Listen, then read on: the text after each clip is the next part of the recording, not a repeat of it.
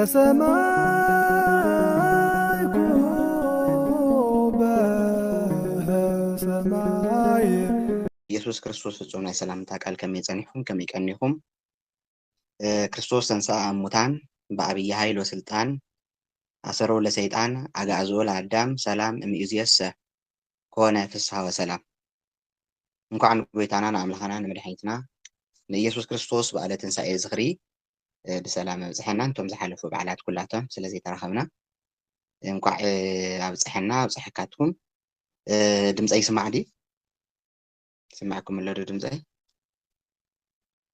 هو صبوا اسمع له دير قبل ايش يغني اللي مو زلنا يوسمون بعد 50 يبهال ويكعنا بيتنا تنساي نذكر له ورحتي وحفشه امناي تاريخ بيت كريستيان كنرئ خلنا زحز مأتوي كريستوس تنسى موتان بأبي هاي وسلطان زل ناي سلام تاكال ببيت كريستيان ባህሊ እዩ በተለይ አፍታናይ ቀዳሚት ቤተ ክርስቲያን ከባቢ በሐዋርያት ጊዜ ዝነበረ ኢየሱስ ክርስቶስ ንትምትስኡን ንዘይምትስኡን ካብ መጽሐፍ ቅዱስ ወጻኢ ንዘለዎ ሰባት ኩላትን በተለይ ኣብ አይሁድን ኣብ ከባቢኡን ዝነበሩ ሰባት ዓብይ ሕቶ እዩ ማለት ናይ ምጭብርባር ስራሕ ከም ዝተሰርሐ ኩላትኩም ትፈልጡ ኢኹም። መጽሐፍ ቅዱስ ከም ዝነገረና ኢየሱስ ክርስቶስ ብሳልሳይ መዓልቲ ከም ዝትንስእ ባዕሉ ክርስቶስ ተናጊሩ እዩ። ብሳልሳይ መዓልቲ ክትንስእ እየ ብዝብል ቃል ብቃል ይኮነን ተጻሒፉ ዘሎ ሓንቲ ግዜ እያ ተጻሒፋ ንረኽባ ንሳ ምንታይ እያ ብሳልሳይ መዓልቲ ዝብል ስለ ትንሳኤ ዘይኮነ ኣብ ሳልሳይ መዓልቲ ሰለስተ መዓልቲ ኣብ መቃብር ከም ዝሓድር ብሳልሳይ መዓልቲ ግን ሞት ካብ መቃብር ከም ዝትንስእ ዝተነገረላ ክፍሊ ሓንቲ እያ። እዚኣ ከዓ ኣምናዩ ክርስቶስ ናይ ዮናስ ታሪክ ኣልዒሉ ኣብ ዘምሃረላ ትምህርቲ ዮናስ ኣብ ኣሳኣን ነባሪ ንሰለስተ መዓልቲ ከም ዝሓደረ ሁሉ ወዲ ሰብ እውን ማለት ኢየሱስ ክርስቶስ እውን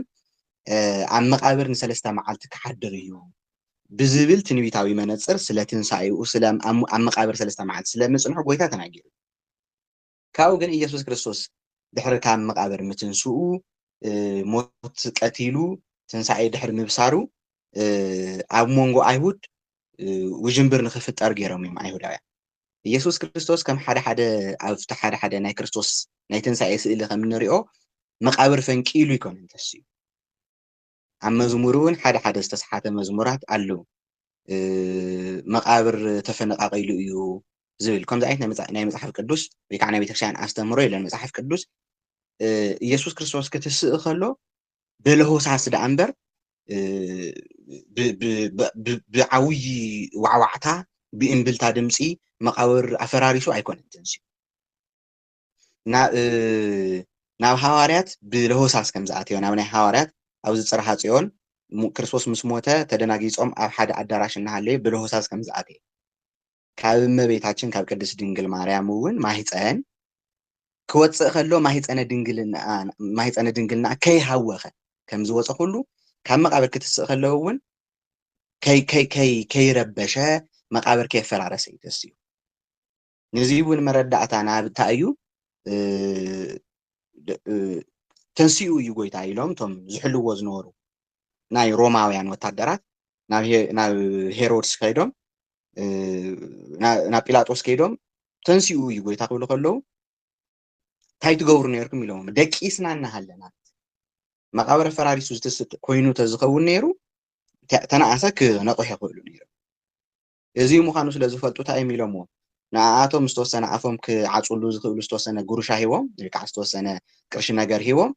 በሉ ደቀ መዛሙርቱ መፅኦም ሰሪቆምዎ እዮም ኢልኩም ኣውርዩ። እዚ ዝኾነሉ ምክንያት ንምንታይ እዩ ጎይታ ብግርማ ወይ ከዓ መቃብር እናለዓለ መላእክቲ ሰብሲቡ ኣይኮነን ተንስዩ በለሆሳስ እዩ ተስዩ። ድቃሶም እኳስ ከየንቅሖም ኣብ ድቃሱ እናሃለዩ ሰባት ንእሽተን ሕሸኽ ተኢሉ ኣንጭዋ እኳ ተንቀሳቒሳስ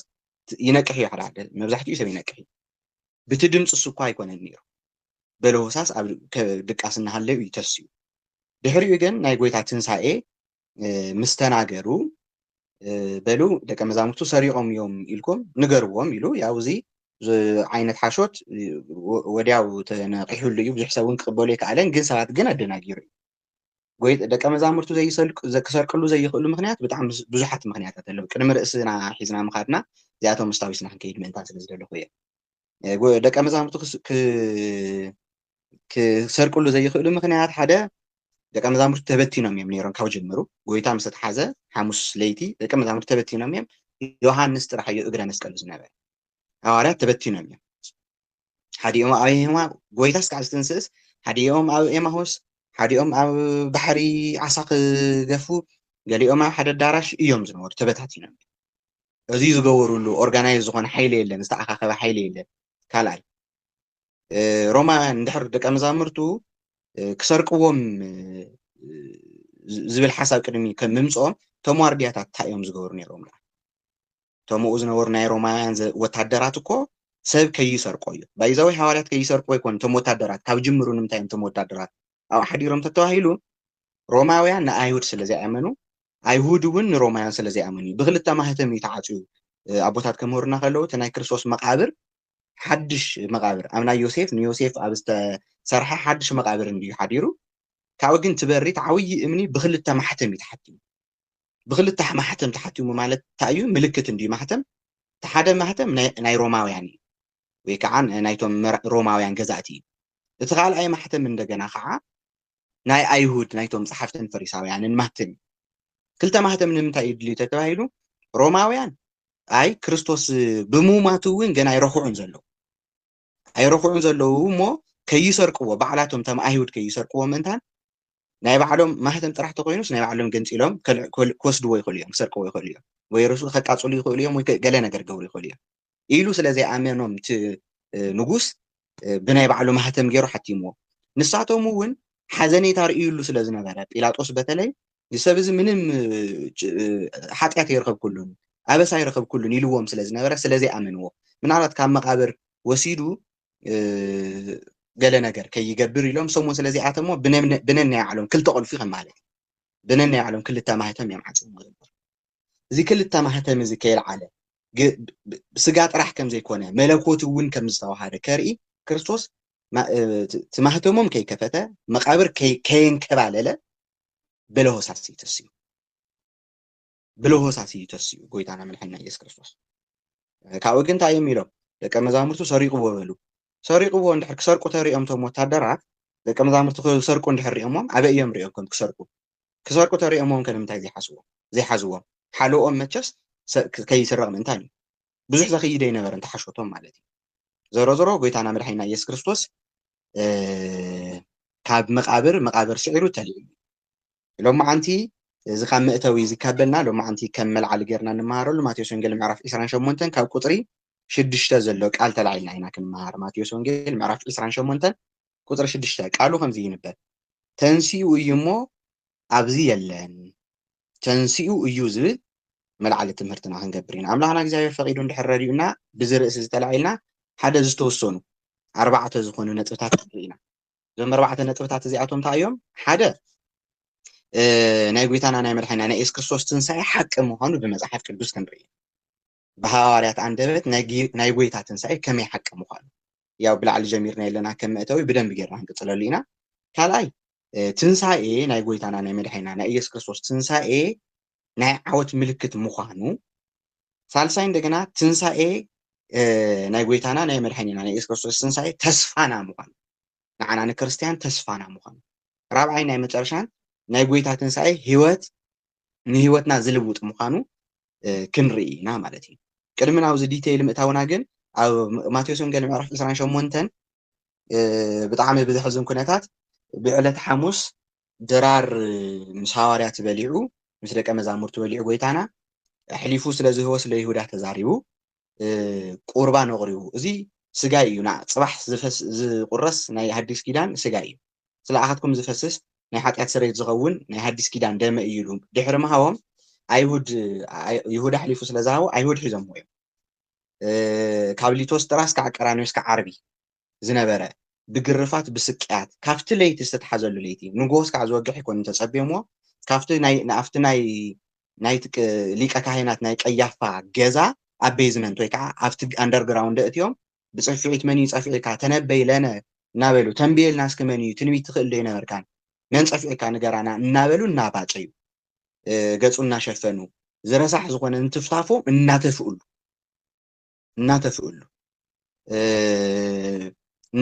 እናገረፍዎ እናቀጥቀጥዎ እናባጨይሉ እዮም ፀኒሖም እዚ ኩሉ ኣይተረፈን ናይ ኣይሁድ ዝነበረ ብሕጊ ዝምርሑ ዝነበሩ ንሕግታቶም ጥብቂ ዝነበሩ ኣይሁድ ኣብ ሕዚ ኣብ ክርስቶስ በፂሖም ሕግታቶም ኩሉ ፈራሪሶም ቀጥቂጦም ካብቲ ክበሃሎ ዝግባእ ንላዕሊ ቀጥቂጦም እንዲኦም ከም ናይ ኢሳያስ ኣገላልፃ ኮይኑ ክነምልኾስ መልክዕ የብሉን እዩ ዝብል ወይ ከዓ ደምግባት ዝበሃል ሓደ ሰብ ዝፍለጥ ሰባት ብቅርጾም ክፍለጡ ይኽእሉ እዮም ቅርጾም መልክዖም ዝገልጽ ግን ኣይኮነን ንኣብነት ሓደ እንስሳ ካብ ሓደ ሰብ ትፈልየሉ ሓደ ብቅርጺ ክትፈልየሉ ትኽእል ኢኻ ናይ እንስሳ ቅርጺ ዝተፈለጠ እዩ ናይ ሰብ ቅርጺ ክርስቶስ ናይ ሰብ ቅርጺ ረኣ ሒዙ ነይሩ እምበር መልክዑ መን ምዃኑ ክፍለጥ ኣይኽእል መን እዩ ኢልካ ክትፈልዮ ኣይትኽእልን ምክንያቱ ሓደ ሰብ ብፍሉይ ክትፈልጦ ትኽእል መልክዕ ምስ ዝህልዎ እዩ ቅዱስ ኢሳያስ ከም ዝተናገረ ግን ከይነምልኾ እዚ እዩ ኣምላኽና ኢልና ከይነምልኽስ መልክዕ የብሉን ተሓዋዊሱ እዩ ብግርፋት ደም ፈሲሱ እዩ ኣዕንቶበ እዩ ገጾበ እዩ ኣይፍለጥን ተሓዋዊሱ ካልኦት ናይ ታሪክ መጽሓፍትና ከም ንዕዘብ ከዓ እመቤታቸውን ሪኣ ምፍላይ እስካዕ ዝኣለ መን እዩ ኣበ እዩ እኒሄ ወደይ እስካዕ ትጥይቕ ምክንያቱ ብግርፋት ገጹ መልክዑ ኣይፈለጥናዮን ኢሉ ቅዱስ ኢሳያስ ቅድሚ ጎይታ ቅድሚ 700 ዓመት ዝነበረ ኢሳያስ ብትንቢት መነጽር ከም ዝተናገረ ክነምልኾ ኣይከኣልናን እዮም ካብኡ ግን ሃዋርያት ኩላቶም ከምቲ አንተ ዝነገርኩም ተበቲኖም ምክንያቱ ሓላዊ ጓሳ ክወቅዖ እየ እቶም መዋጊዑ ከዓ ኩሎም ክብተኑ እዮም ዝብል ናይ ዳዊት ቃል ክፍጸም ምእንቲ ክርስቶስ መራሒ ወይ ከዓ ጓሳ ክርስቶስ ተታሒዙ ኩሎም ኣባጊዑ ሃዋርያት ተበቲኖም ንናብ ሰርሖም ከይዶ ናብቲ ቅድሚ ሕዚ ዝነበረ ዓለማዊ ስርሑ ተስፋ ተዘይሃሊና ከምዚ ኢና ንኸውን ሰብ ካብ እምነት ክጎድል ከሎ ናብቲ ዝቀደመ ስርሑ ናብቲ ዝቀደመ ናይ ሓጢአት ስርሑ ናብቲ ዝነበረ ቀዳማይ ድኻሙ እዩ ዝምለስ ጴጥሮስ ዓሳ ጽማዲ እዩ ዝነበረ ናብ ዓሳ ምጽማዱ ኸይዱ ሉቃስን ቀሌዮጳን ዝበሃሉ ክልተ ሰባት ናብ ናይ ኤማሁስ መንገዲ ቀፂሎም ፍርቆም ኣብ ተኣኻኺቦም ፈሪሖም ኩሎም ብድንጋጸ ሕዚ ቀተሉና እናበሉ ካብ እምነት ዝጎደሉ እዮም ነይሮም ካብ እምነት ጎዲሎም ካብኣቶም ካልኦት ክህሉ ብእምነት እስካዕ መጨረሻ ጸኒዓ ዝነበረት እመቤታችን ቅድስት ድንግል ማርያም ምዃና ኣቦታት ይነግሩና ኣብ ክፍላ ምስ በጻሕና ክንሪኦ ኢና ርእስና ግን እንታይ እዩ ዝብል ተንሲኡ እዩ እሞ ኣብዚ የለን እዚ ከምቲ ሕዚ ነገርኩም ሃዋርያት ኩላቶም ኣብ ዝተበተንሉ ፈሪሖም ኣብ ዝተሸማቀቅሉ ነናብ ስርሖም ኣብ ዝተመለስሉ ሰዓት ኣዋልድ ብለይቲ ተሲአን እዩ ዝብል ሰንበት ናብ ሰንበት ዘውግሕ ለይቲ ኣዋልድ ተሲአን ሽቱ ምእንታን ክቕብኣ ናብ ናይ ጎይታ መቃብር ከዳ እዩ ኣቦታትና ክነግሩና ከለው ኣዋልድ ኢሉ ክናገር ከሎ ዘነዋልድ እዚኣተን ካብ ዘነዋልድ እዚኣተን እመቤታችን የነበረትን ይብሉ ንምንታይ እያ እመቤታችን የነበረትን ኢሎም ዘን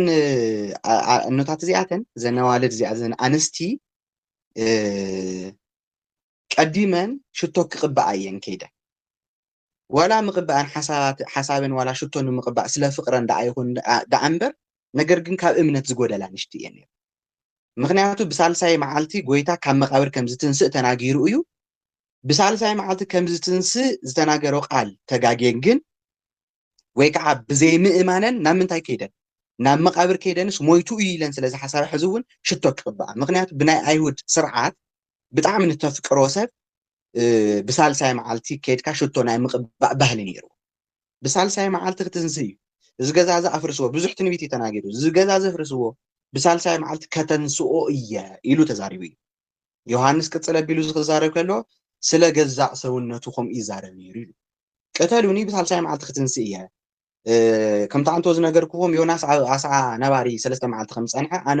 ወዲ ሰብ እውን ኣብ ርእሲ ኣብ ትሕቲ መቃብር 3 መዓልቲ ክጸንሕ እዩ ብትንቢት ተናጊሩ ድሕሪ 3 መዓልቲ ከም ዝትንስእ ግን እዙይ ተጠራጢረን ትንሳኤው ተጠራጢረን በቃ ድዩ ሞይቱ በሉዝ ኩሉ ዝገበረልና ምግቢ ዘብልዕና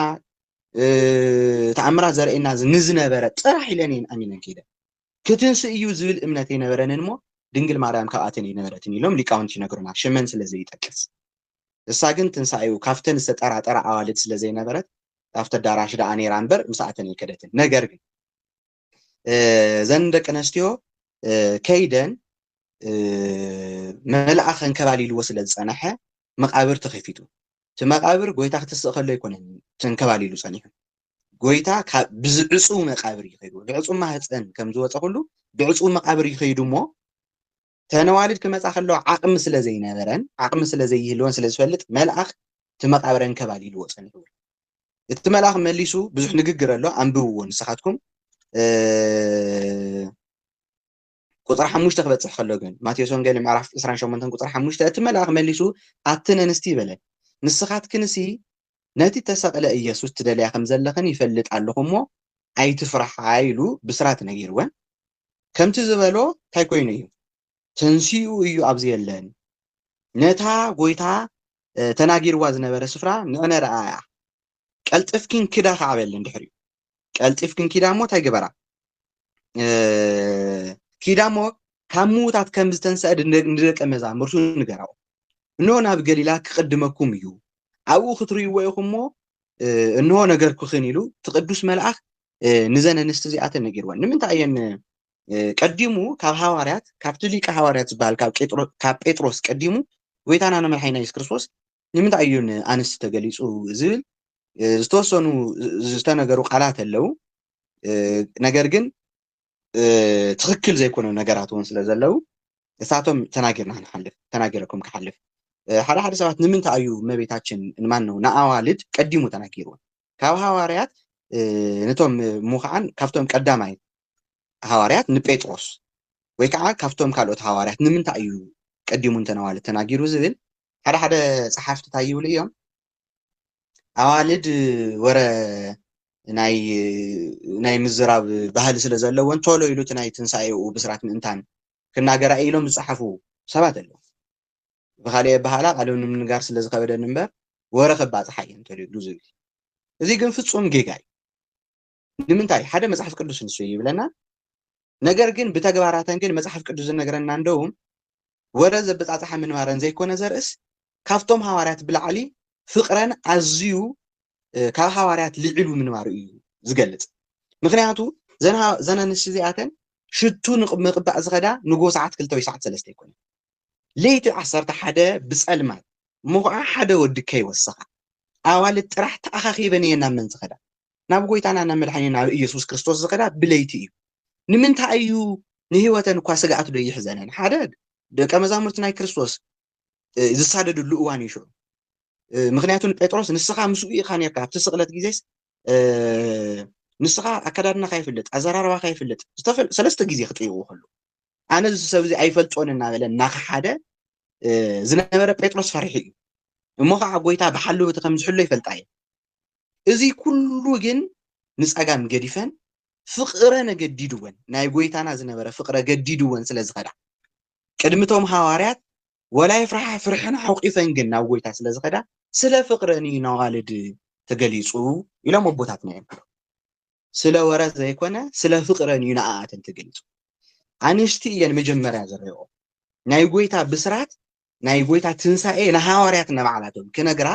ዝገበረ ዝፈቀደ ጎይታ ንኣዋልድ ስለዚ ኣዋልድ ናይ ጎይታ ትንሳኤ ብስራት እየን ናይ ወንጌል ብስራት ክናገራ ይኽእላ እየን ኣዋልድ ግልጽ ድዩ ናይ ጎይታ ትንሳኤ ንምእመናን ይኮነ ንሐዋርያት ነቶም ናይ ሃይማኖትና ናይ እምነትና መሰረት ዝበሃሉ ሐዋርያት ዝተናገራ ኣዋልድ እየን በኣዋልድ ገይርዎ ኺዳ ንገረኦም ይኻ ኣምላኽ ክርስቶስ ኣተንሲዎ ኢልና ኪዳሞ ንሐዋርያት ናብ ገሊላ ክሓልፈኩም ይልኩም ንገረኦም ስለ ፍቅረ ይናገሩና ማለት እዩ ስለዚ ሓደ ናይ ጎይታና ናይ መድሓኒና ናይ ኢየሱስ ክርስቶስ ትንሳኤ ብመላእክቲ ዝተበሰረ ብኣዶታትና ቅዱሳን አንስት ዝተነግረ እዩ ማለት እዩ ካልኣይ እንደና ናይ ጎይታና ናይ መድሓኒና ናይ ኢየሱስ ክርስቶስ ሓቂ ትንሳኤ ሓቂ ምዃኑ ሐዋርያ ቅዱስ ጳውሎስ ከምዚ ይገልጾ ኣብ ቀዳማይ ቆሮንቶስ ምዕራፍ 1 ቀዳማይ ቆሮንቶስ ምዕራፍ 15 ቁጥር 14 ክትንብቡ ከለኹም ቅዱስ ጳውሎስ ናይ ክርስቶስ ትንሳኤ ማለትስ ናይ እምነትና መሰረት እዩ ማለት ጎይታና መድሓኒና ኢየሱስ ክርስቶስ ኣይተንስአን እንድሕር ተባሂሉ እምነትና ከንቱ ምዃና እዩ ዝናገር ማለት ክርስቶስ ኣይተንስአን እንድሕር ተባሂሉ ንሕና ከም ዝምንግጋርና حوارياتون قال وانجيل نعنا من نقارون أبوتاتنا بيت كسران مسرعة كله كنتوي أي تكمن كريستوس موتان تزتس سماي تزفرس مدر تزحرس بتأمرات نجرجن مويتو تزتعرف تزيتن سنيرو واقع يقول كريستوس جبرو نجر كله ترجم نغلو زجبره ناتنا أمنتون كله ترجم نغلو زجبره ناي قويتات زي قويتنا من حين كريستوس متنسوي بزيو تخنبيتو مالتي حواري قدس باولوس إذا خجالس كله قدام كرنتوس معرف 15 قطر 14 تايبن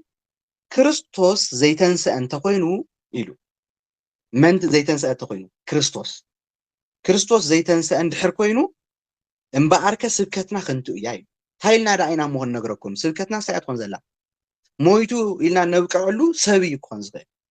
أبا عالم بزحات حيانات العيلمية مجرى شو أم كتاعي قينو مويتو بزبلي زخمبات كم آتهم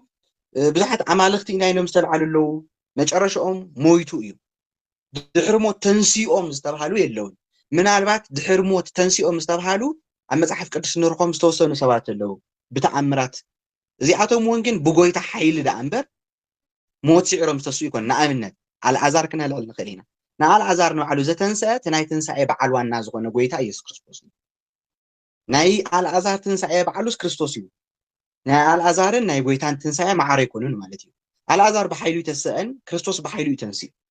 نزيون يو سبكتنا طعم زهلو حق زغون مبر كريستوس زي تنسى انت خوينو سيلو باولس مبر سبكتنا كنتو يو على عزار تتسى مليسو እንደገና ሞይቱ እዩ على عزار مويتو كريستوس تسيو እንደገና خا مليسو مويتو ካልኦት ክርስቶስ ከም ዘተሰኦም ሰባት ነይሮም መሊሶም ኩላቶም ሞይቶም ክርስቶስ ግን ሓንቲ ግዜ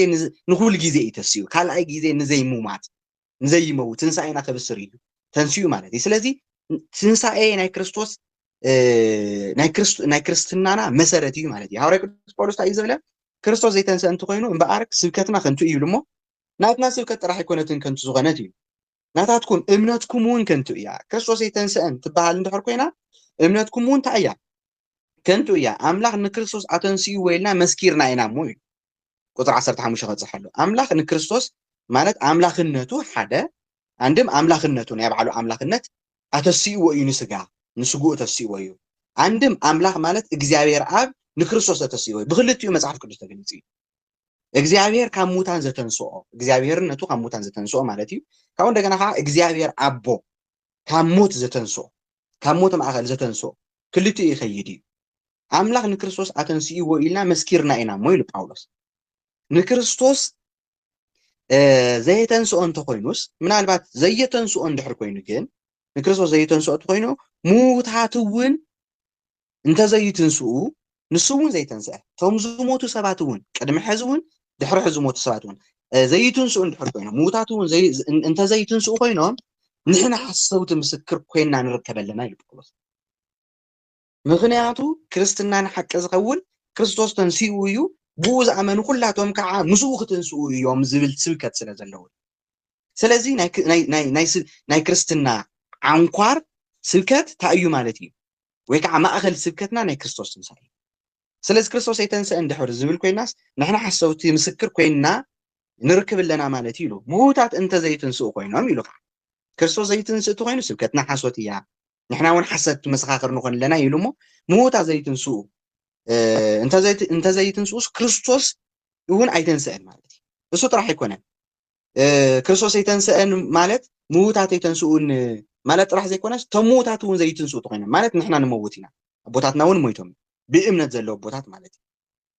زي اتمون زيتنسو اندحر كوينوم سي صح تسفات زي اليوم كريستوس وين يتنسأن مالتي سلازي تخكل زغون تاي زغون كله كريستوس وين تنسيو نحنا وين تاي كوينا كنتنسينا زبل سبكاتي ماخذ كريستنا كريستوس زي تنسى انت كوينوس امنتكم كنتو يا نسخاتكم كنا كاب حات لهم يلو حواريو قدوس باولوس يناغر معناتيو سلازي ناي كريستوس تنسائي نحواريا طرح زي كونه نمؤمنان كلاتهم حقن زتامننيو معناتيو حقن زتامننيو كال اي نريو تنسائي ناي عوت ملكتي قدميلنا زرانا ناي تنسائي غويتا ናይ ክርስቶስ ትንሳኤ ሓቂ ምዃኑ እዩ ሓደ ብሳልሳይ መዓልቲ ምትንሳኤ ማቴዎስ 28 ዘሎ ርኢና ኣለና ካልኣይ ናይ ክርስቶስ ትንሳኤ ናይ ማን ምዃኑ ሐዋርያ ቅዱስ ጳውሎስ ከም ዝነገረና ኣብ ዝቀረንቶ ዘርአናይ 15 14 ስብከትና ሓሶት ክኾኑ ክርስቶስ ዘይተንስአ እንድሕር ኮይኑ ኢሉ ዝተናገረ እዩ እዚ ናይ ክርስቶስ ትንሳኤ ሓቂ ምዃኑ ዝናገር እዩ ካልኣይ ናይ ጎይታና ናይ መድሓኒና ናይ ኢየሱስ ክርስቶስ ትንሳኤ ናይ ዓወት ምልክት ናይ ዓወት ምልክት ከመይ እዩ ናይ ዓወት ምልክት ተተባሂሉ ሞት ዝተሰዓረሉ እዩ ሞት ኣብ ብሉይ ኪዳን ቅድሚ ጎይታ ምትንሳኡ ሓያል እዩ ነቶም ዓለም ዘንቀጥቅጡ ዝነበሩ ንንዳዊት ሳኦል ንዝኣክል ጉማኖ ጎልያድ ንዝኣክል ክንዲ ግዛዕ ዝኸውን ሰብ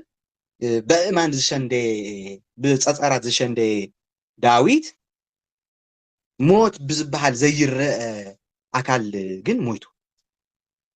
ፈንቂሉ እንደገና ሞት ክትንሳእ ይከኣለ ልዕሊ 120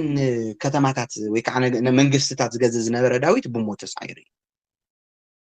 ኣቦ ኩሎም ቅዱሳን ዝተባሃለ አብርሃም ብሞት ተሳዒሩ እዩ ስለ ጎይታ ኢሎም ብምስክርነት ዝነበሩ ሰባት ኩላቶም ነቢያት ጎይታ ዘይትንስእ ነይሩ እዚኣቶም ኩላቶም ሞት ኮይኖም እዮም ተሪፉ ሞት ሓያል እዩ ነይሩ ሞት ኣይኮነን ኣባና ጥራሕ ኣብ ክርስቶስ እውን ክሕይል ተላዓሉ ነይሩ ኣብ መቃብር እኮ ኣማን ነው ኣብ ስቕለት እኮ ስጉኡ ናብ መቃብር ክወስድ ከምቶም ቅድሚ ሕዚ ለመዶም ነብሳት ስጉኡ ናብ መቃብር ነብሱ ከዓ ናብ ሲኦል ክድርብያ ኣድፊጡ ዝፅበ ዝነበረ እዩ ዲያብሎስ ሞት ዝበሃል ዘሎ ዲያብሎስ እንዲዩ ስለዚ ብናይ ጎይታ ትንሳኤ ሞት ተሳዒሩ ኣብ ቀዳማይ ቆሮንቶስ ምዕራፍ 15 ኣብዛ ልዕሊልና ዝረኣና ጥቕሲ ማለት እዩ ምዕራፍ 15 ቁጥሪ 55 ክትሪኡ ከለኹም ሞት ተሳዒሩ እዩ እንታይ ተባሂሉ ተጻሒፉ ኦ ሞት ይብል ኣበየሎ ብልሕኻ ወይ ከዓ መውጊእኻ ሰበኢኒ ቅድሚ ሕዚ ትቐትለሉ ዝነበርካ ነቦታትና ንነቢያት ትቐትለሎም ዝነበርካ ብሓፈሻ ንኩሉ ሰብ ትቐትለሉ ዝነበረ መውጊእኻስ ኣበይ እዩ እኒሄ ኦ ሞት ኢሉ ክንቅልደሉ ንሞት ኣብ ልዕሊ ሞት ክነባጪ ዝገበረና ናይ ጎይታና ናይ መድሓኒና ናይ ኢየሱስ ክርስቶስ ትንሳኤ እዩ ማለት እዩ ቅድሚ ሕዚ ሞት ክበሃል ከሎ ኩሎም ራዕራዕ ኢሎም ይፈርሑ ይድንግጹ እዮም ዝነበሩ ሕዚ ግን ኣብ ልዕሊ ሞት ክንለዓዓል ክነባጩን ክንቅልድን ዝገበረና ናይ ጎይታና ናይ መድሓኒና ኢየሱስ ክርስቶስ ሞት እዩ ማለት እዩ ንሞት ዝስዕር ሞት እዩ ሓሲብኩም ዲኹም ናይ ሞት ዝስዕር ሞት ቅዱስ ጳውሎስ ታይሎ ባጪሉ ኦ ሞት ኢልዎ ኣበየሎ ብልሕኻ ወይ ከዓ መውጊእኻ በእዩኒ ኣታ ሲኦል ከይሉ ኣበየሎ ዓወትካ ቅድሚ ሕዚ ዓወተለኒ ኩሎም ኣብ እግረይ ረጊፀዮም እየ ትብሎም ዝነበርካስ ሕዘይ በይኒ ተማሪኹ ማለት እዩ ሲኦል ዝነበሩ ነፍሳት ኩላቶም ተጓሕጊሖም ሰባት ዝቀትል ዝነበረ ናይ ሓጢኣት ብልሒ ወይ ከዓ መውጊኢ ተሳዒሩ ብመን ብክርስቶስ ሞት እዚ ከዓ ብክርስቶስ ሞት ጥራሕ ኣይኮነን ብትንሳኤኡ ከዓ ብስራት ኮይኑ ኣብ ሲኦል ዝነበሩ ነፍሳት ንክርስቶስ ተኸቲሎም ናብ ገነት ኣትዮም ናይ ትንሳኤኡ ብስራት ኩላቶም ሰማዕቲ ኮይኖም ካብኡ ከዓ ተጠቀምቲ ኮይኖም ነገር ግን ዝጥቕሲ እዚ ክንጠቅስ ከለና ሞት መውጊኢ ካበሎ ሲኦል ሓይሊ ካበሎ ዓወት ምግባር ካበሎ እንብል ካብ ሓጢኣት ክንላቀቅ ከለና ከም ዝኾነ ግን ሐዋርያ ቅዱስ ጳውሎስ ይነግረና ሞት ብምንታይ እዩ ዝዋጋእ ነይሩ ማለት ሞት ብልሕ ካበሎ እንዲሉ ጳውሎስ ኦ ሞት ኣበየሎ ትብልሕኻ እዩ ዝበለዎ ወይ ከዓ መውጊእኻ ሰበኢኒ ትጦር ካበኢኒ ናይ ሞት ጦርታ እዩ ማለት ሞት ክትቀመሉ ዝኽእል ጦርስ እንታይ እዩ ዝብል ትሕት ኢሉ ኣብ 56 ቁጥሪ ክበፅሕ ከሎ ጳውሎስ እንታይ ይብለና ብልሒ ሞት ሓጢኣት እዩ ይብል ሞት ብሓጢኣት ዝቀትለናስ ብምንታይ እዩ ወይ ከዓ ናይ ሓጢኣት መውግእስ ማን ነው ናይ ሞት መውግእስ ሓጢኣት እዩ ስለዚ ኣብ ሓጢኣት እናሃለና ካብ ሓጢኣት ከይተላቀቅና እናሃለና ሞት መውጊእ ካበሎ ክንብል ኣይንኽእልን ምናልባት ተልና ከዓ ኣባኻ ኮሸኩዕዮ እኒኦ ይኽብለና ማለት እዩ ምክንያቱ ሞት ዝወገናስ ብምንታይ ብሓጢኣት እዩ ካብ ሓጢኣት ከይተላቀቅና እናሃለና ሞት መውጊእ ካበሎ ተይሉ ኣባኻ ከወግእ እዩ እኒኦ ይኽብል ማለት እዩ ካብ ሓጢኣት ክንላቀቅ እዩ ዘለና ከመይ ኢና ካብ ሓጢኣት ንላቀቅ ካብ ሓጢኣት ከመይ ጌርና ኢና ክንላቀቅ ንኽእል ሓጢኣት ኣይንሰርሕን ማለት እዩ ኣይኮነን ፍጡር ኮይኑ ስጋ ለባሲ ኮይኑ ካብ ሓጢኣት زي مسرح كنتصه ዝኽእል ሰብ የለን بحفሻ ሰብ ዝበሃል ፍጥረት ኩሉ ነገር ግን ብውሳኔ ደረጃ ንሓጢአት ክንጽየፈው ክንቃወሞ ግን ይግባእ ሐዋርያ ቅዱስ ጳውሎስ ኣይኮነን ንሕና ሐዋርያ ቅዱስ ጳውሎስ ክገድፎም ዝግብኡ ማለት ክገድፎም ዝደልዮም ሓጢአታት ነገር ግን ዘገድዱ ሓጢአታት ምንዋሮም ሐዋርያ ቅዱስ ጳውሎስ ባዕሉ ይናገር ካብዚ ንሞት ካብ ዝተሃወ ስጋ መን እዩ ይኸድሕነኒ ክገብሮ እየ ዝብሎ ነገር ኣይገብሮን ኢለ ዝወሰንክዎ ነገር ከዓ ተገዲደ እየ ዝገብር ሓጢአት የገድደኒ ኣሎ ይብል ጳውሎስ እውን ነገር ግን ብውሳኔ ደረጃ ግን ሓጢአት ክንቃወም ኣለና ተነኣሰስ እንታይ ማለት እዩ ሓጢአት ዘይምስራሕ ወይ ከዓ ካብ ሓጢአት ምልቃቅ ማለትስ ሓጢአትስ ምቅዋም ምኻል ደስ እናበለካ ትሰርሖ ሓጢአት ክህሉ ይብሉን ተገዲድና ንገብሮ ሓጢአታት ምን ኣለዉ ካብዚ እውን ክንላቀቕ ይንኽእልን ብሞተ ስጋ ካብ ንፍል እስካዕ ንፍል ተነኣሰ ግን ሓጢአት ክንቃወሞ ሓጢአት ተቃወሞ ዲያብሎስ ተቃወሞ ካብኸም እውን ክሃድም እዩ ዘልያ ኣይቆኑ ሓጢአት ግን ክንቃወሞ ይግባእ ደስ እናበልና ንገብሮም ሓጢአታት ተነኣሰ ክንቅንስ ይግባእ ክነጥፍኦም እዩ ዝግበአና ማለት እዩ ስለዚ ሐዋርያ ቅዱስ ጳውሎስ ከም ዝነገረና ሞታ እዩ ኮይኑ ማለት እዩ እነባጨየሉ እንቅልደሉ እዩ ኮይኑ እዚ ከዓ ብምንታይ ተታይሉ ብጎይታና ትንሳኤ ብናይ ጎይታና ሞት እዩ ማለት እዩ እሱ ጥራሕ ኣይኮነን ሐዋርያ ቅዱስ ጳውሎስ ሞት ዲያብሎስን ሓጢአትን ዝሰዓርናሉ እዩ ነማን ነው ናይ ጎይታ ትንሳኤ ናይ ጎይታና ናይ መድሓኒና ናይ ኢየሱስ ክርስቶስ ትንሳኤ ንዲያብሎስ እውን ንዲያብሎስ ጥራሕ ዘይኮነ ንሓጢአት እውን ዘሸነፍናሉ በትርና እዩ ወይ ከዓ ሰይፍና እዩ ኣብ ዕብራውያን ምዕራፍ 2 ቁጥሪ 14 ከተንብቡ ከለኹም ሐዋርያ ቅዱስ ጳውሎስ ብግልጽ ይነግረና ካብ 14 እስከ 16 ዘሎ ንብዎ ኣነ ካብ 14 ጀሚረ አንብበልኩም እንታይ እዩ ትንሳኤ ጎይታ ዲያብሎስን ሓጢአትን ዝሰዓርናሉ ምዃኑ ዘብራህርህ ዕብራውያን ምዕራፍ 2 ቁጥሪ 14 እስከ 16 እምበኣርስ ብሓቂ ዘርአ አብርሃም አልዓሎ እምበር ንመላእክትስ ኣይልዓሎም ምንም ወይ ዘርአ አብርሃም ዳ ለበሰ እምበር ማለት እዩ ዘርአ አብርሃም ዳ ለበሰ እምበር ካብ መላእክት ዘርእስ ኣይኮነን እቶም ውሉድ እቶም ደቂ ዝኾኑ ወይ ከዓ ውላዳት ዝኾኑ ብደምን ስጋን ካብ ዝሓብሩስ እቶም ውሉዳት ዝበሃሉ ናይ ሓደ ኣቦ ውሉድ ዝበሃል ብደምን ብስጋን ክሓብር ከሎ እዩ ካብ ዝሓብሩስ ኢሉ ብሞት ነቲ ሓይሊ ሞት ኣብ ኢዱ ዝሓዘ ምእንቲ ክርስቶስ ንሱ እውን ዲያብሎስ እዩ ንሞት ዝሓዘ ዲያብሎስ እዩ ነቶም ብፍርሓት ሞት ብዘሎ ዘመኖም ብባርነት ተታሒዞም ዝነብሩ ኩላቶም ሓራ ምእንቲ ክወፁ ኢሉ እንታይ ክኾኑ ንሱ እውን ነቶም ብፍርሓት ሞት ንዓና እዩ ኣስታውሱ ነቶም ብፍርሓት ሞት ምክንያቱ ብሞት ሞት መፍርሒ እዩ ነይሩ ምክንያቱ ስጋ ኣብ መቃብር እናተረፈ ነብሲ ናብ ሲኦል ይድርብ ስለ ዝነበረ ማለት ነቶም ብፍርሓት ሞት ብዘሎ ዘመኖም ኩሉ ኣብ መዋዕሎም ዘመኖም ኩሉ ሞት እናፈርሑ ብፍርሓት ሞት ብዘመኖም ኩሉ ብባርነት ተታሒዞም ባርያ ገይርዎም ሞት ብባርነት ተታሒዞም ዝነበሩ ኩላቶም ሓራ ወይ ከዓ ነፃ ምእንቲ ከውፅኦም ኢሉስ ንሱ እውን ብኡ ሓበሮም ኢሉ ብምንታይ ሓበሮም ካብ ሞት ምእንታን ንዘላለም ከናግፎም ኢሉስ ንሱ ሞይቱ ብሞት መሰሎም ኮይዝ ብሎ ኣስተውዕልኩም ወዲኹም ካብ ሞት ምእንታን ከናግፍ ኢሉስ ዝመውት ብሞት ከዓ ሞት ክስዕር ዝኽእል መን ኣሎ ካብ ጎይታ ወፃኢ ወላ ሓደ የለን ጎይታና መድሓኒና ኢየሱስ ክርስቶስ ጥራሕ እዩ ዝገበረ ጎይታና መድሓኒና ኢየሱስ ክርስቶስ ጥራሕ እዩ እዚ ዝተኽኣሎ ማለት እዩ ሞይቱ ሞት ዝስዕር ሰኒፉ ንባዕሉ ሓያላት ዝስዕር ተሸኒፉ ኢሉ ሱ ኣፉ ዓፅዩ ዝዛረብ ሞይቱ ሞት ዝስዕር ከመይ ዓይነት ብምንታይ ክገልጾ ከም ዝኽእል ኣይርድእን ንዚ እውን ቅዱስ ጳውሎስ ሞት መወጊእ ካብ የሎ እዩ ኢሉ ቀሊዱ ከምቲ ቅድሚ ሕዚ ትቐትሎ ዝነበርካ ነብሲ ክቐትል እየ ኢልካስ ሞይትካ ተሪፍካ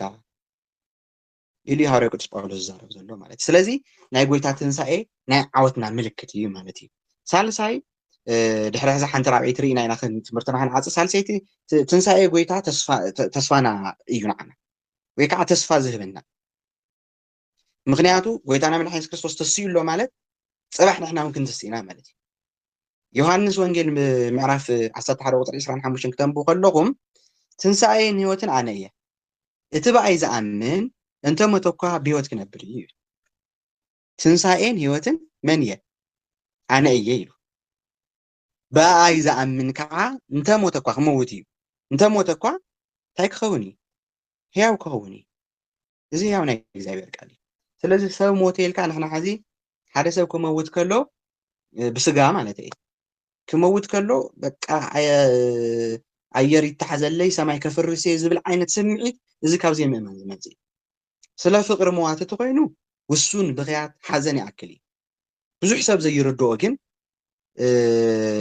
ትንሳኤን ህይወትን ጎይታ ምዃኑ ዘይኣምን እዩ ማለት እዩ ምክንያቱ ትንሳኤን ህይወትን ጎይታ ምዃኑ ዝኣምን ድሕር ኮይኑ ተሞተካ ስታይ ክኸውን እዩ ክትንስእ እዩ ዳዊት ከም ዝነገረና ኣነ ኢሉ ቅዱስ ዳዊት ከም ኣቦታተይ መጻተኛ ስደተኛ ኢና ኣብዚ ምድሪ እዚ ንሕና ተሰዲድና ኢና መፂና ዘለና ሰብ ካብ ስደት ናብ ዓዱ ክምለስ ከሎ ከዓ ኣይሕዘንን ይሕጎስ እምበር እዚ ግን ብእምነት ክናገሮን ዝኽእሉ ሰባት ጥራሕ ካብ እምነት ዝመወፀ ሰብ ክብከየሉ ዝግብኦ ንሱ እዩ ቅዱስ ዮሃንስ ኣፈወርቅ ከም ዝነገረና ካብ እምነት ንዝወፀ ሰብ ክብከየሉ ክንብዐሉ ብዚ ብስጋ ተጎዲኡ ብሰማያት ከዓ ብዓውይኡ ካብ ጎይታ መንግስቲ ዝፍለ ንሱ እዩ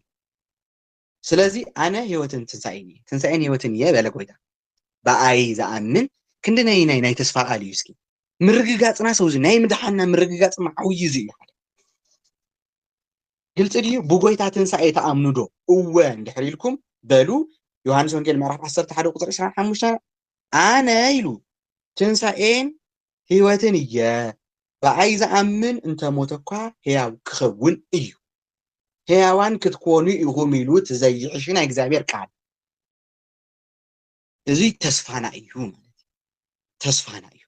ሱጥራሕ ኣይኮነን ዘለዓለማዊ ህይወት ወይ ከዓ ዘለዓለማዊ ናይ ህይወት ተስፋ እንረኽበሉ እንደገና ብትንሳኤው ምዃኑ መሊሱ ዮሃንስ ኣብ ቀዳማይ ዮሃንስ ኣብ መልእኽቱ ማለት ዮሃንስ ኣብ ዮሃንስ ወንጌል ዘይኮን ተሓንቶ ዝረኣና ዮሃንስ ወንጌል ምዕራፍ 11 ኣብ ቀዳማይ ዮሃንስ እንደገና ከዓ መሊሱ ምዕራፍ 3 ቁጥሪ 2 ታይ ይብል ኣቱም ፍቁራተይ ይብል ዮሃንስ ኣቱም ፍቁራተይ ሕጂ ኣቱም ፍቁራተይ ቃሉ ካ ክንደይና ይጣ ክጽውዖም ከሎ ከመይ ክንጻዋዕ ከም ዘለና ነንባዓልትና ዘምህር እዩ ታይ ክብለለኒ ኢልና ሓደ ግዜ ናይ ፍልስፍና ቃላት ሆነ የልዩና ናይ ኣሕዋት ብማሕበርኩም ብጉባኤ ክትሰባሰቡ ከለኹም ክንጥቀመሉ ዝግባእ ቃልስ ጎይታና ነገርና ታይ ኢሉ ኣቱም ፍቁራተይ ይብል ቅዱስ ዮሃንስ ሕጂ ውሉድ ኣምላኽ ኢና ኢሉ ውሉድ ኣምላኽ ዝኾናስ ብትንሳኤኡ እውን ውሉድ ከም ንኸውን ሓደ ውሉድነት ንኸውሉ ጥምቀት ኣሎ ካብኡ እንደገና ጥምቀት ዝተጠመቀ ሰብ ናይ ጎይታ ትንሳኤ ከኣምን ግድን እዩ እሞ ብትንሳኤኡ እንደገናስ ካልኣይ ውሉዳት ኢና ቃሉስ እዩ ዝነገረና ነንብቦስ ከሉ ኣቱም ፍቁራተይ ሕጂ ውሉድ ኣምላኽ ኢና ኢሉ ከመይ እንታይ ከም ንኸውን ከዓ ገና ኣይተገለጸና ኣይንፈልጥን ኣይኮነን እንታይ ከም ንኸውን ኣይንፈልጥን ኣይኮነን ዝብሉ ኣስተውዕሉ እንታይ ከም ንኸውንስ ኣይተገለጸን እዩ ዝብል እምበር እንታይ ከም ንኸውን ማ ተጻሒፉ እዩ ንፈልጥ ኢና ታይ ዮሃንስ ወንጌል ምዕራፍ 11 ቁጥሪ 25 እኮ ቢብናኒ ኢና ትንሳኤን ህይወትን ኣነ እየ ብኣይ ዝኣምን ተሞተኳ ታይ ክኸውን እዩ ሕያው ክኸውን እዩ ሞይትናስ ሕያው ከም ንኸውን ንፈልጥ ኢና ከመይ ሕያው ክኸውን ትእዋን ንሱ ግን ኣይተገልጸን ዘሎ ገና እዩ ብምጽኣት ግዜ እዩ ዝግለጽ ንሱ ማለት እዩ ኣብ ዳግማይ ምጽኣት ማለት እዩ ስለዚ እንታይ ከም ንኸውን ገና ኣይተገለጸን እሞ በለ ንሱ ምስ ዝግለጽ ግና ጎይታ ማለት እዩ ምስ ዝግለጽ ግና ከምታ ዘለዋ ማለት ከምታ ዘለዋ ክንርእዮ ኢና እሞ ከምታ ዘለዋ ማለት ስጋና ተዋሂዱ ከም ዘሎ ከይተነጻጸለ ብተዋህዶ ከምታ ዘለዋ ክንርእዮ ኢና እሞ ንኡ ከም እንመስል ንፈልጥ ኣሎና ኢሉ ንኡ ከም እንመስል እንታይ ንገብር ኣለና እንታይ ማለት እዩ ንኡ ከም እንመስል እሱ ሞት ስዒሩን ከምዝ ተንስአ ብየማነ ኣቡኡ ከም ዝተቐመጠ ንሕና እውን ካብ ትንሳኤ ከም እንትንስእ ብየማን እግዚአብሔር ኣቦ ከዓ ከም እንቕመጥ ንሱ ብስልጣን ብእሪና እዩ ጎይታና መድሓኒት ኢየሱስ ክርስቶስ ምስ ኣቦ ኣብ የማን ኣቦ ዝቕመጥ ብስልጣን ብእሪና ብማዕረ እዩ ብትክክል እዩ ንሕና ግን ብውልድነት ምስ እግዚአብሔር ኣብ የማን ኣቦ ክንቅመጥ ኢና ኢሉ ንኡ ክንመስል ኢና ኮይ ዝብሎ ንኡ ከም እንመስል ንፈልጥ ንዙ እዩ መጻኢናስ ኣይተረጋገጸን ኣይንብልን መጻኢና ግን ኣይተገልጸን ዳንበር እዛ ተስፋ እዚኣ ኣብኡ ዘላቶ ከዓ ኢሉ ቅጽል ኣቢሉ ዝሓዝ ተናገራ ተስፋ ምስኡ ኸይድና ንኡ ክንመስል ኢና ትብል ተስፋ እዚኣ ኣብኡ ዘላቶ ዘበለ ኩሉ ከምታ ንጹህ ዝኾነ ንርእሱ የንጽሐሉ ነብስ ወከፍ ሓጢአት ዝገብር ምፍራስ ሕጊ እዩ ዝገብር ሓጢአት ምፍራስ ሕጊ እዩ ሞና በለ ቅዱስ ጳውሎስ ይናገር ማለት ስለዚህ ኣብ የማን ኣቦ ከም ዝተቐመጥና ወይ ከዓ ንጎይታና መሲልና ከም ንነብር ብህይወት ከም ንነብር ናይ ጎይታ ትንሳኤ ሓደ እዩ ተስፋና እዩ ወይ ከዓ ተስፋ ይህበና እዩ ዝበልናዮ እዚ እዩ ማለት እዩ እቲ ራብዓይ ናይ መጨረሻ ናይ ጎይታ ትንሳኤ ታየ መላእክት ተባሂሉ ህይወት ዝለውጥ ናይ ጎይታና ናይ መድሓኒና ናይ ኢየሱስ ክርስቶስ ትንሳኤ ህይወት ዝለውጥ ከመይ እዩ ህይወት ዝለውጥ ማለት ተይልና ካብ ኃጢአት ዝፈልይ እዩ ማለት እዩ ናይ ጎይታ ትንሳኤ ካብ ምንታይ ዝፈልይ እዩ ንብል ኣለና ካብ ኃጢአት ዝፈልይ ዮሐንስ ወንጌል ምዕራፍ 5 ቁጥሪ 24 ከተንብቡ ከለኹም ካብ ህይወት ናብ ህይወት ከም ዝተሻገርና ዝናገር ቃል ዮሐንስ ወንጌል ምዕራፍ 5 ቁጥሪ 24 እንታይ ይብል እቲ ነቃለይ ዝሰምዖን በቲ ዝለኣኸኒ ማለት ብእግዚአብሔር ኣቦ ዝኣምንን ናይ ዘለዓለም ህይወት ኣላቶ እዩ ቃላቱ ዓንቶና ብብና ነርና ተስፋታት ኩሉና ሓዝና ነርና ንኡ ዝኣምን ነቲ ቃለይ ዝሰምዖን በቲ ዝለኣኸኒ ብእግዚአብሔር ኣቦ ናይ ዝኣምንን ናይ ዘለዓለም ህይወት ኣላቶ ይብል እሞ ንሱ ካብ ሞት ናብ ህይወት ተሳገረ እምበር ኢሉ ትዙ ዝኣምን ሰብስ እንተሞተ እኳ ኢሉ ኣብ በስባስ ቀራይ ይኮነን ታይዳ እዩ ህይወትና ዝልውጥ ኢና ምንታይ ዘሸጋግር እዩ ታይሉ ንሱ ካብ ሞት ናብ ህይወት ተሳገረ እምበር ናብ ፍርዲ ማለት ናብ ሲኦል ናብ ፍርዲ ከምዘይበፅሕ ብሓቂ ብለኩም ኣለኹ ትዝኣምን ሰብስ ናብ ሞት ዘይኮነን ናብ ፍርዲ ይኮነን ዝሻገር ናብ ምንታይ ዳ እዩ ናብ ህይወት ከም ዝሻገር ይኣምን ኣለኹ እዚ ምእማን ከዓ እዩ ዘላለም ህይወት ዘውህብ እቲ ቃለይ ዝሰምዖ እሞ በቲ ዝለኣኸኒ ኣቦይ ዝኣምን እዩ እዚ ክንኣምን ይግበአና ብእግዚአብሔር ብኢየሱስ ክርስቶስ ምእማንስ ጽባሕ እናፈርሕና እናተንቀጥቀጥና ወይ እንታይ ክንከውን ኢና ኢልና እናኣምነሉ እዚ ተኮይኑ ኣይኣመናን ዘለና ዝኣምን ማ እዚ ተነጊሩሉ ንወዱ ርኡ ብኡ ዝኣምን እንደገና ይብል ዮሐንስ በዓል ወፂኡ ንወዱ ርኡ ዝኣምን ብኡ ዝኣምን ናይ ዘለዓለም ህይወት ንኽነብር እምበር ከይጠፍስ እግዚአብሔር ሓደ ወዱ ኢሉ እዩ ግልጽ ድዩ ስለዚ እዚ ናይ ተስፋና ትንሳኤ ንህይወትና ዝቕይሮ እዩ ካብ መዋቲነት ናብ ዘይመዋቲነት ካብ ስጋዊ ጥራሕ ናብ መንፈሳዊ ብህይወት ናብ ዝነብሩ ሰባት ዝቕይር እዩ ማለት ናይ መጨረሻ ጥቕስና ሐዋርያ ቅዱስ ጳውሎስ ናብ ሰብ ቆላሲስ ዝለኣኾ መልእኽቲ ክንርኢ እሞ ናይ ሎማዓንቲ ትምህርትና ከኣኽለና እዩ ማለት እዩ ናይ ሐዋርያ ቅዱስ ጳውሎስ መልእኽቲ ናብ ቆላሲስ ምዕራፍ 3 ካብ ቁጽሪ 1 ዘሎ ቃል ነንብቡ እዚ ከዓ ሓድሽ ህይወት ከም እንጅምር ምስ ጎይታ ብናይ ጎይታ ትንሳኤ ሓድሽ ህይወት ከም ዝተዋሃበና ከም እንጅምር ዝናገር ቃል እዩ እንታይ ይብል ቆላሲስ ምዕራፍ 3 ቁጽሪ 1 ደጊ ምስ ክርስቶስ ተንሲእኹም እንተኾንኩም ኢሉ ኣስተውዒልኩም ዲኹም ደጊ ምስ መን ንቶም ዝሞቱ እኮ ይኮነን ዝናገሮም ዘሎ ንቶም ብህይወት ዘለው እዩ ምእማናስ ምስ መን ተንሲእና ኢና የብለና ኣሎ ማለት እዩ ምስ ክርስቶስ ምትንሳእና እዩ ዝናገር ዘሎ ደጊ ምስ ክርስቶስ ተንሲእኹም ንሞታት ከምዚ ኢሉ ይዛረቦም ኣስተውዒልኩም ዲኹም ንቶም ብህይወት ዘለው እዩ ብናይ ክርስቶስ ትንሳኤ ዝኣመኑ ሰባትስ ምስ ክርስቶስ ዝተንስኡ እዩ እዚ እዩ ዝናገር ደጊ ምስ ክርስቶስ ተንሲእኹም እንተኮንኩም ኢሉ ኣሚንኩም እንተኮንኩም ማለት እዩ ትንሳኤ ኣሚንኩም እንተኮንኩም ተንሲእኹም እንተኮንኩም ነቲ ክርስቶስ ኣብ የማን ኣምላኽ ተቐሚጥዎ ዘሎ ክርስቶስ ኣብ የማን መን እዩ ዘሎ ብኣብ እሪና ብየማን ኣብ እዩ ዘሎ ይኮነን ኢየሱስ ክርስቶስ ልክዕኹም ደጊ ምስ ክርስቶስ ተንሲእኹም እንተኮንኩም ትንሳኤ ኣሚንኩም እንድሕር ኮይንኩም ነቲ ክርስቶስ ኣብ የማን ኣምላኽ ተቐሚጡ ዘሎ ኣብ የማን ኣምላኽ ዝበሃል ዘሎ እግዚአብሔር ኣብ አንቶ ዝንገለጽናያ ቃል እያ ኣብ የማን ኣብ ተቐሚጡ ዘሎ ነቲ ኣብ ላዕሊ ዘሎ ድለዩ ክርስቶስ ምትንስኡ እንድሕር ኣሚንኩም ኮይንኩም ነቲ ክርስቶስ ኣብ የማን ኣምላኽ ተቐሚጥዎ ዘሎ ትንሳኤ ማለት እዩ ወይ ከዓ ተንሲኡ ሱቕ ይበለን ብኣብ እሪና እዩ ምስ ኣብ ማዓረ ኮይኑ ተቐሚጡ ዘሎ እሞ ንኡ እንታይ ግበሩ ድለዩ ሕዚ ንላዕሊ ኢና ንጥምት ንላዕሊ ጠምቱ ማለት እዩ ትንሳኤኡ እመኑ ማለት እዩ ትንሳኤኡ ምእማንከ ምስኡ ምንባር እዩ ዝናገር ለቕሊልና ዝረኣናዮም ጥቕስታት ኩላቶም እናነገርና ዝመፁ መዊትኩም ኢኹም ኢሉ ቅፅል ኣቢሉ እታ ህይወትኩም ድማ ምስ ክርስቶስ ኣብ ኣምላኽ ተሰዊራ ኣላ ሞ ኢሉ ሞይትኩም ኢኹም ኣሚንኩም ሞይትኩም ማለት እዩ እታ ህይወትኩም ድማ ምስ ክርስቶስ ኣብ ኣምላኽ ተሰዊራ ኣላ ሞ ኣብ ላዕሊ ዘሎ ሕሰብ ንመን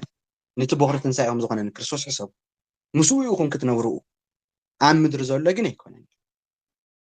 ክርስቶስ ህይወትና ምስ ዝግለጽ ሽዑ ንስኻትኩም እውን ምስኡ ብክብሪ ክትግለጹ ኢኹም ኢሉ ይነግረና። ኣምላኽና እግዚኣብሔር ምስ ክርስቶስ ዘለኣለማዊ ህይወት ክንነብር ምስ ትንሣኤው ተሓባበርቲ ክንከውን እምበር ካብቶም ዘይጠፍኡ ሰባት ካብቶም ዝጠፍኡ ሰባት ከይንኸውን ብምሕረቱን ብቸርነቱን ይርድአና ማለት እዩ። ስለዚ ናይ ትንሣኤ ናይ ጎይታና ናይ መድሓኒትና ኢየሱስ ክርስቶስ ትንሣኤ ናይ ዓወት ምልክት እዩ። ሰዓርቲ ዝኾናሉ ግዜ እዩ ብክርስቶስ ማለት እዩ። ክርስቶስ ብምእማን ሰዓርናሉ ትንሣኤ ተስፋ ዘረኽብናሉ ካብኡ እንደገና ሓድሽ ህይወት ዝጀመርናሉ እዩ ናይ ክርስቶስ ትንሣኤ ማለት እዩ። ጴጥሮስ ተናገሩ ናይ መጨረሻ ቃል ከም ብበልኩም እሞ ትምህርትና በዚ ክንዓፂ ቀዳማይ ጴጥሮስ ሐዋርያ ቅዱስ ጴጥሮስ ስለዚ ክናገር ከሎ እንታይ ይብል? ኣብ ቀዳማይ ጴጥሮስ ምዕራፍ 1 ቁጥሪ 3 እንታይ ይብል? እቲ ዘይሓልፍን ዘይረክስን ዘይጽምሉን ታይታይ እቲ ዘይሓልፍ ዘይረክስ እንደገና ርኽተት ዘይረኽቦ ዘይጽምሉ ዘይበላሸ ዘይደርቕ ኣብ ሰማያት ተኣርኒብልኩም ወይ ከዓ ተዳልዩልኩም ዘሎ ርስቲ ማለት መንግስተ ሰማያት ዘይሓልፍ ዘይረክስ ዘይጽምሉ እሞ ከዓ ኣብ ሰማያት ተዳልዩልኩም ዘሎ ርስቲ ብናይ ኢየሱስ ክርስቶስ ትንሣኤ ክርስቶስ ረይቦ ብናይ ኢየሱስ ክርስቶስ ትንሣኤ ካብ ምዉታት ብዝሕ ምሕረት ንሕያው ተስፋ ብሓድሽ ዝወለደና እዩ ወረዩ ትንሣኤ ውልደት ንብሎ ነበርና ስንዙ እዩ ካብ ምዉታት ብዝሕ ምሕረት ንሕያው ተስፋ ብሓድሽ ውልደት ዝወለደና ኣምላኽ ኣቦ ጎይታና ኢየሱስ ክርስቶስ ይባረኽ ይብል። ኣሜን ይባረኽ። ጎይታና መድሓኒትና ኢየሱስ ክርስቶስ ብዝሓድሽ ውልደት እዚ ኣብ ሰማይ ብምሕረቱን ብቸርነቱን ከንብረና ቅዱስ ፈቃዱ ይሁነልና። ክርስቶስ ብሓቂ ካብ ሙታት ተፈልዩ ተንሥኡ እዩ። ወስብሐት ለእግዚአብሔር። ዋይ ዜማ